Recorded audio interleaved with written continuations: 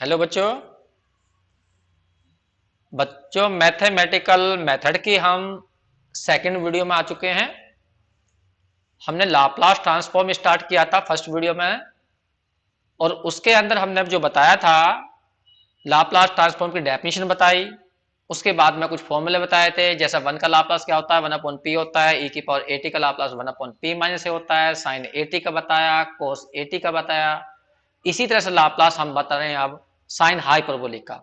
तो sine hyperbolic का Laplace क्या होता है वो ध्यान दीजिए। देखिए, मैं इसे डेफिनेशन से नहीं करूंगा, सिंपल तरीके से प्रूव कर दूंगा। डेफिनेशन से भी करना चाहो डेफिनेशन से भी हो जाएगा, लेकिन जरूरत नहीं है। बस तुम्हें छोटी सी बात पता होनी चाहिए। देखिए, साइन हाइपरबोलिक को ई में चेंज करने का फॉर्मूला होता है ये, अपॉन में 2। और कॉस हाइपरबोलिक को चेंज करने का होता है e की पावर थीटा प्लस e की power minus theta upon 2। Sine वाले में माइनस आता है, कॉस वाले में प्लस आता है। बस मैं इसका फायदा उठा रहा हूं, तो मैं इसकी लेफ्ट हैंड साइड ले रहा हूं। लेफ्ट हैंड साइड में है लाप्लास निकालना है साइन हाइपरबोलिक ए टी का, तो तुम इसे ई में चेंज कर लीजिए। जब हम इसे ई में चेंज करेंगे तो ई की पावर हो जाएगा ए टी माइनस ई की power minus A T upon में हो जाएगा 2। ये हो गया। अब इसको अलग अलग कर लीजिए। लाप्लास ई की पावर ए टी का अलग निकाल देंगे और लाप्लास ई की पावर माइनस ए टी का अलग निकालेंगे। अब कोई बच्चा कहता है लाप्लास क्या ऐसा अलग अलग किया जाता है? हाँ, लाप्लास ऐसा अलग अलग इसलिए किया जाता है क्योंकि लाप्लास कोई आफत नहीं है, लाप्लास एक इंटीग्रल है, और इंटीग्रल प्लस माइनस में अलग अलग हो जाता है। मान लीजिए तुमसे कोई कहता है कि sine x plus cos x का इंटीग्रेशन करिए, तो तुम्हें मालूम है कि साइन एक्स का अलग इंटीग्रेशन कर सकते हैं हम, और कोस एक्स का अलग कर सकते हैं, और फिर उसको आराम से ऐड कर सकते हैं, कोई दिक्कत नहीं है। तो ऐसे ही लाप्लास भी प्लस माइनस में अलग अलग किया जा सकता है। अब यहां बात उठती है, इससे फायदा क्या हुआ, ऐसा करने से फायदा क्या हुआ? क्योंकि हमने एक फॉर्मूला पढ़ा था, तुम्हें याद होगा तो, लाप्लास ई की पावर ए टी का कल करा था हमने, वो सॉरी पहली वीडियो में करा था, वन अपॉन पी माइनस ए। तो ये फॉर्मूला यहां पर लगाया जाता है। बस अंतर क्या है, ये तो देखो पहले वाला तो बिल्कुल सेम है, सेकंड वाले में अंतर है, बस ए की जगह माइनस ए है, तो वही करने जा रहा हूं मैं। वन अपॉन टू यहां हो जाएगा वन अपॉन पी माइनस ए, और इसमें क्या अंतर आ जाएगा, जहां ए है वहां माइनस ए है, बस ये आ गया। बस थोड़ा सा एलसीएम एलसीएम ले देना, वो तुम सोल्व कर ही लोगे। वन अपॉन पी माइनस ए यहां बन गया तुम्हारा माइनस के माइनस के आएगा।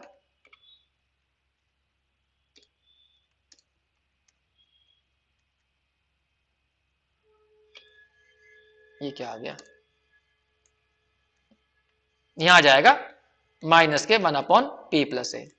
बस एलसीएम एलसीएम लेके इसे एडजस्ट कर दीजिए, बस वही आंसर आ जाएगा तुम्हारा।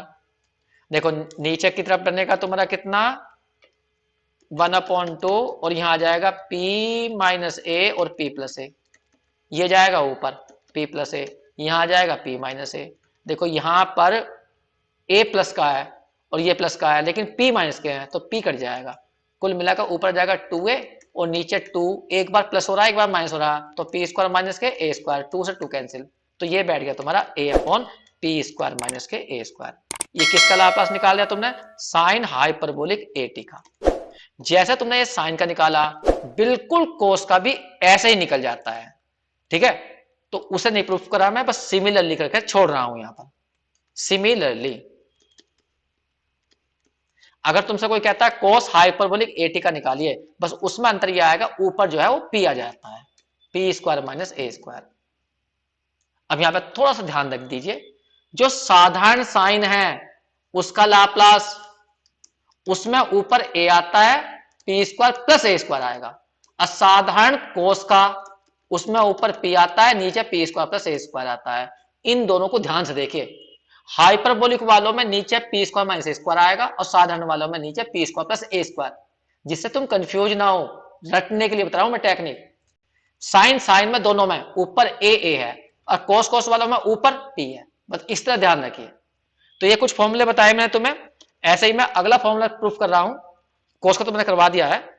और देखिए एक फॉर्मूला है हमारा टी की पावर एन का, ये फॉर्मूला बहुत इंपॉर्टेंट बन जाता है, और ये लास्ट फॉर्मूला होगा, उसके बाद फिर हम एग्जाम्पल्स पाएंगे।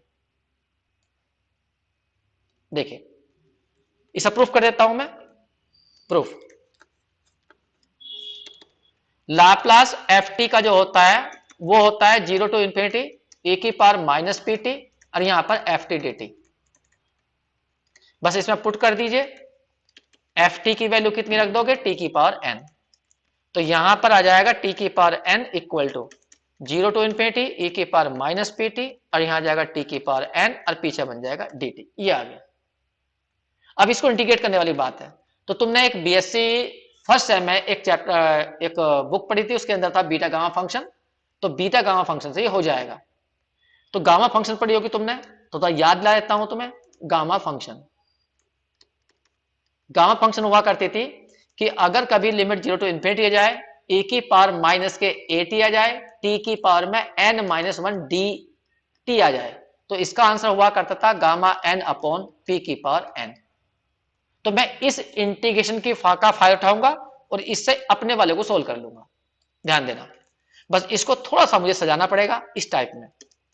देखो लिमिट सेम है, e की पावर में भी कोई प्रॉब्लम नहीं है, लेकिन t की पावर में देखो यहां पर आ रहा है n माइनस वन, यहां आ रहा है n, तो इसको ऐसा बना लो, एक जोड़ दो और एक घटा लो, जिससे कि तुलना करने में दिक्कत ना आए, कंपेयर करने में प्रॉब्लम ना आए। अब कंपेयर करो, यहां a है तो यहां p है, तो a की जगह तो p है, यहां n है तो यहां n प्लस वन आ गया, n plus one minus one, यहां n माइनस वन है तो n की जगह आ रहा है n प्लस वन। बस इसमें भर दो, क्या आंसर है गामा n, तो गामा क्या हो जाएगा n प्लस वन, नीचे p की पावर क्या हो जाएगा n प्लस वन। ये प्रूफ हो गया। तो हमने यहां पर लाप्लास निकाल के दिखाया तुम्हें, t की पावर n का ये होता है gamma n plus one upon p की पावर n प्लस वन। लेकिन इसी फॉर्मूले को तुम थोड़ा चेंज कर सकते हो, वो चेंज कैसा करोगे वो मैं तुम्हें बताता हूं। इसमें एक बात और ध्यान रखना, n की जो वैल्यू है वो माइनस वन से बड़ी लेना, क्योंकि गामा के अंदर कभी यदि नेगेटिव बन जाता है ना, अगर गामा के अंदर नेगेटिव आ जाता है तो फिर उसकी वैल्यू इन्फिनिटी बैठ जाती है। गामा के अंदर यदि नेगेटिव बन जाता है तो उसकी वैल्यू इन्फिनिटी बैठ जाती है, इसका मतलब फिर ये एग्जिस्ट नहीं करेगा। तो इसमें शर्त लगा दी गई है कि n की वैल्यू माइनस वन से बड़ी लेना। जब n की वैल्यू तुम माइनस वन से बड़ी लोगे तो फिर ये जो है अंदर वाला नेगेटिव बैठेगा ही नहीं। जैसा कि माइनस वन से तुमने बड़ी ले ली, कुछ भी ले लो, कोई भी वैल्यू ले लो, ये रहा हमारा जीरो और ये रहा हमारा माइनस वन, इससे बड़ी ले लो। मान लो माइनस के वन बाई फोर ले ली, अब जब तुम माइनस के वन बाई फोर लोगे तो माइनस के वन बाई फोर प्लस के वन आएगा तो थ्री बाई फोर आएगा, तो थ्री बाई फोर पॉजिटिव है तो इसकी वैल्यू निकल जाएगी, लेकिन गामा नेगेटिव वैल्यू निकलती है। ठीक है, अब इसमें ही एक कंडीशन लगाई गई है, अगर n की वैल्यू 0 1 2 3 हो जाए, 1 2 3 पॉजिटिव इंटीजर धनात्मक पूर्णांक और जीरो भी लेना, अगर ऐसा हो जाए तो तुमने बीटा गामा फंक्शन में एक फॉर्मूला पढ़ा था कि गामा को चेंज किया जा सकता है फैक्टोरियल के अंदर। हम काफी जगह इस्तेमाल भी करते हैं ऐसे, जैसे कहीं पर मान लीजिए ऐसा आ गया गामा 7 की वैल्यू बताइए, तो हम तुरंत कहते हैं फैक्टोरियल 6 के इक्वल होगी। लेकिन कोई कहना है गामा 7 बाई टू की वैल्यू निकालिए, तो वो फैक्टोरियल एक कम 7 बाई टू माइनस वन के इक्वल नहीं हो सकते। क्यों? क्योंकि फैक्टोरियल खुलने का ही नहीं। फैक्टोरियल तो तब खुलता है जब इसके अंदर यहां पर पॉजिटिव इंटीजर हो, इसलिए यह बात गलत हो जाएगी। तो यही बात यहां बताई गई है कि अगर तुम्हारा n ऐसा हो जाए तो तुम गामा को फैक्टोरियल में भी लिख सकते हो, तो ये फॉर्मूला चेंज हो जाएगा। तो तुम बाय वन से क्या होगे, तो ये फॉर्मूला ऐसा बनकर आएगा, t की पावर n बराबर फैक्टोरियल n अपॉन p की पावर n प्लस वन। बस ये ध्यान रखना है, ये फॉर्मूला तब यूज करना है जब n तुम्हारा 0 1 2 3 4 की फॉर्म में हो, और इसके अलावा होगा तो गामा का इस्तेमाल करिए। बस यही फॉर्मूले हैं इसके अंदर। अब इन फॉर्मूले से हम एग्जाम्पल करेंगे, वो कल करेंगे। ठीक है बच्चों, सही से पढ़ लेना इन्हें। Thank you.